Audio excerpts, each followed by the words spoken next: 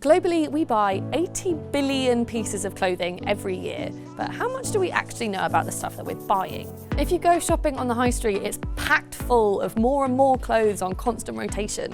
And if you look at the label, it says they're made of polyester, or silk, or wool, or viscose, but how do we know how to pick the best fabric so that we can get really well-fitted, long-lasting clothing that's easy to recycle when we don't want it anymore? Unfortunately, there's no magic silver bullet that means that one fabric is definitely better to pick over another. Everyone has its pros and cons, but better the devil that you know, right? First up, we have polyester. Polyester is the world's most commonly used fibre because it's really strong, it's cheap to make, and it doesn't wrinkle, which on paper sounds great. But we make polyester out of a reaction between coal, petrol, air, and water, making a plastic. And because it's man-made, it doesn't biodegrade, which is causing big problems for fish who are eating the plastic microfibers that shed off our clothes when we wash them. So this is a 100% cotton shirt. Cotton is great because it's normally really durable and it's also a natural fabric, which as we've learned is really good. The problem with cotton is that it takes a lot of water to produce it, and also it can be quite chemically intensive. A lot of people use a lot of pesticides to make cotton. Organic cotton, if you can find it, is better. It uses a lot less water and a lot less chemicals, but currently it only makes up for about 1% of the cotton that we buy. So this is made from viscose. This is another really commonly produced fabric. It was actually the first man-made fabric that we ever produced, which was loved because how well it draped, which you can see in the skirt. But as well as contributing to the amount of plastics going into the ocean, we cut down around 70 million trees a year to produce viscose, which is about 8 times the amount of trees that are in London. Next up, we have wool. So wool is actually one of the oldest fibres that we ever use to make clothes. It does take a lot of land and water to raise the sheep who we use to get the wool from, but a big benefit is it's a completely natural fibre. So at the end of its life, it should biodegrade, and it's also super easy to recycle, and it's really soft. Silk, despite having a really small share of the market, is one of the most valuable fibres that we produce. So it's made by silkworms, who are actually larvae who eat mulberry leaves, and they produce silk, which is super easy to recycle. You can actually compost it because it's a natural fibre. We are here today at Chris Carey's Collections with Ali. Can you tell us a little bit about the space that we're in at the moment? This is our textile recycling plant. It's a family-owned business. My mum is Christine Carey of Chris Carey's Collections, and it started with my grandfather, who did this pretty much on a much smaller scale from market stalls. Yeah. And over time, it's evolved into what we see today. We're going to go and have a quick look around the recycling centre to see what happens to all of our clothes after we've given them away. So this is all of the clothing that comes into the recycling centre. And where does it all come from?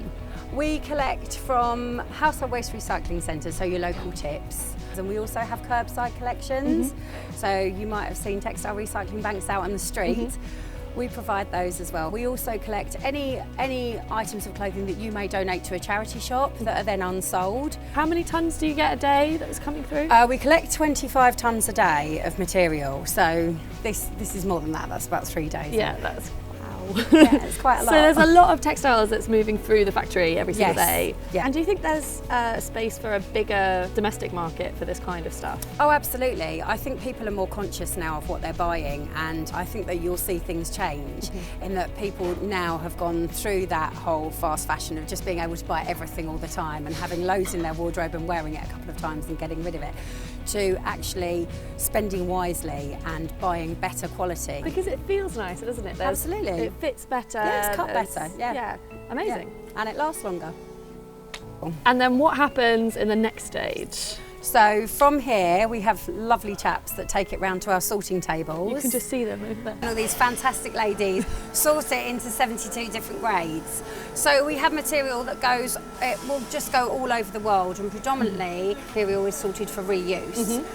In the textile recycling industry, the main markets are a reuse market. So that's somebody just taking the item of clothing and then using it again as... Yeah, absolutely. Top of the hierarchy and the best thing that can happen to it, really.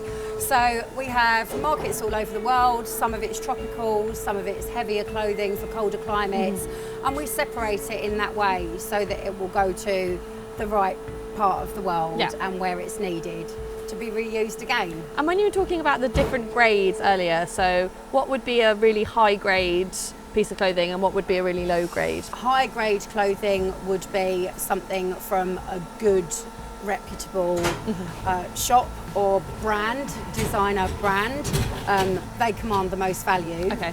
And then the lower grade clothing then becomes your fast fashion, and it's not as desirable, and it also, by the time it comes here, it's normally worn out and in not very good condition, and that tends to go to a remanufacturing material rather than a reuse material. So what kind of stuff would that be that it gets manufactured into? We don't remanufacture it ourselves, but we export it for remanufacture into sort of insulation materials and flooring and things like that. And have you seen more of that kind of stuff coming through? Have you seen, over the years you've been working here, more fast fashion and more low grade clothing coming in? Yeah, over the years people have changed their buying habits. So I think the volume that we receive now has increased, but the quality has decreased. People are definitely buying more clothing, but they're not buying the quality of clothing that they used to buy. And I think we need to turn that full circle. We need to make a conscious effort to buy less, but buy better. Amazing. So what I wanted to ask was if there are any kinds of materials or fabrics that are easier to recycle than others, if any of them cause problems. So if it's not something like silk, organic cottons, even normal regular cotton, wool, cashmere, things like that, they're fine. Those products we can recycle them. They're organic. They can even be composted. Once you start using polyesters, nylons, anything that has a plastic part of its manufacturing process, we then have problems. And those materials cause problems anyway because they're feeding plastics into our water system. They're the issues that we really need to concentrate, I think, because we need to be aware of what we're purchasing. I think so many people just go and buy an outfit and they don't look at how it's made, they don't look at what it's made from, and actually in the longer term, looking at the end of life of that garment, possibly it can't be recycled. If you buy quality and you buy natural fibres, then you're buying better than if you're buying a fast fashion made out of nylons and lower grade materials. In the UK, we estimate that there's about 65 million people, and we calculated that each individual in the UK buys approximately 25 kilos of clothing a year, and that's quite a lot of clothing. That's half of one of these.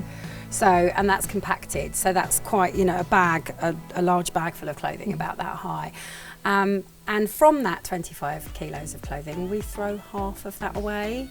And not everyone's recycling. So a lot of that will be going to landfill rather than coming to places like this to be recycled. Beyond recycling, the best way to make the most out of our clothes is to pick really durable pieces that we'll wear again and again. If you're not sure what to go for, then have a look through your wardrobe, see which pieces have retained their shapes, which ones have lasted the longest, and find out what they're made of. If you're in a shop and you're looking for some tricks on how to find quality, one thing that you can do is give it a feel. If it feels thin or brittle, then it's probably not going to last very long.